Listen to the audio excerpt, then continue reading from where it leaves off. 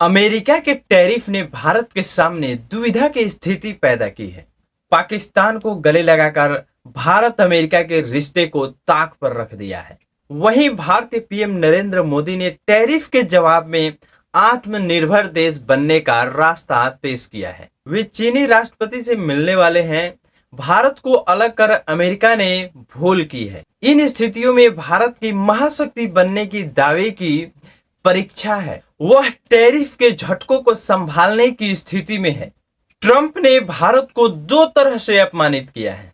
भारत रूसी तेल खरीदता है, इसलिए भारत पर 27 अगस्त से 25% एक्स्ट्रा चार्ज लगाया है और यह चार्ज टैरिफ से अलग है। जबकि चीन सहित कई अलग देश रूस से तेल खरीदते हैं, लेकिन ट्रंप ने सिर्फ भारत को दंडित किया है। दूसरा घटनाक्रम ट्रंप का पाकिस्तान से प्रेम है। पहलगाम आतंकवादी हमले के बाद भारत और पाकिस्तान मई में 4-5 दिन तक युद्ध चली थी। फिर ट्रंप पाकिस्तान के साथ क्रिप्टो करेंसी व माइनिंग पर करार की संभावनाएं खोज रहे हैं और अमेरिका के इस रवैये से भारत का भरोसा टूटा है। 2004 के बाद अमेरिका के राष्ट्रपतियों ने एशिया में चीन का विरोध करने वाली लोकतांत्रिक ताकत भारत को समर्थन किया है। भारत की अर्थव्यवस्था 351 लाख करोड़ की है।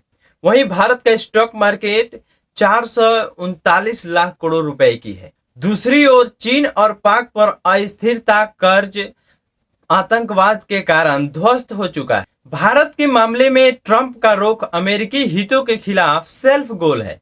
इन हालात में बहुत लोग भारत को महाशक्तियों से अलग रहने की नीति को सही मानते हैं। भारत कुछ हथियारों के लिए रूस पर निर्भर है, तो कुछ हथियारों के लिए अमेरिका, इजराइल और यूरोप पर। मैन्युफैक्चरिंग के लिए चीन से सप्लाई होती है।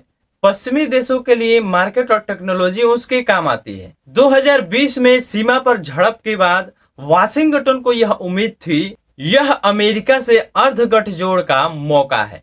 2024 में मजबूत रक्षा संबंधों के लिए सामरिक करार। बहरहाल पिछले कुछ महीनों के घटनाओं से ग्लोबल गठबंधन पर संदेह करने वाले भारतीयों की आशंकाओं की पुष्टि हुई है। उन्होंने हमेशा अमेरिका पर निर्भरता को खतरनाक बताया है। मोदी की आगामी चीन यात्रा से संकेत मिलता है कि भारत के पास अन्य विकल्प हैं।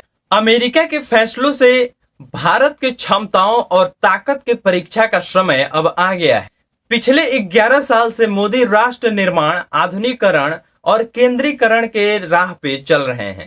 औद्योगिकरण मामले की मामूली नतीजे मिले हैं, नए जॉब पैदा नहीं हुए हैं। नए सड़कों, विमानतलों, डिजिटल पेमेंट्स और टैक्स प्लेटफॉर्म के कारण सिंगल मार्केट बना है। इन कारणों से भारत को टैरिफ से उबरने में मदद मिलेगी। वहीं अंतर्राष्ट्रीय कोष का कहना है कि भारत 2028 तक तीसरी सबसे बड़ी अर्थव्यवस्था बन जाएगी। अमेरिका के इस रुख से भारत में पश्चिमी विरोधी भावनाएं पैदा हो सकती हैं। वहीं विशेषज्ञों का कहना है कि अमेरिका के टैरिफ को सीमित करने के लिए भारत कई रियायतें दे सकता है। भारत रूस से तेल खरीद कम करके अमेरिका से गैस आयात बढ़ा सकता है। ब्रिटेन, यूएई से हुए समझौतों के समान कुछ नए व्यापार करार किए जा सकते हैं। बिजनेस, खेती, जमीन और बिजली सहित कई क्षेत्रों में बड़े सुधार वर्षों से नहीं हुए हैं। भारत माल निर्यात पर कम निर्भर है। वियतनाम के 85% की तुलना में जीडीपी में भारत के निर्यात का हिस्सा केवल 11% है। स्मार्टफोन, फार्मा जैसे बड़े निर्यात को ट्रंप के नए टैरिफ से छूट मिली है। ग्लोबल ट्रेड रिसर्च इनिशिएटिव के अजय श्रीवास्तव मानते हैं कि आने वाले समय में भारत की अर्थव्यवस्था हिलेगी नहीं, बल्कि उसमें थोड़ी बहुत हलचल जरूर होगी।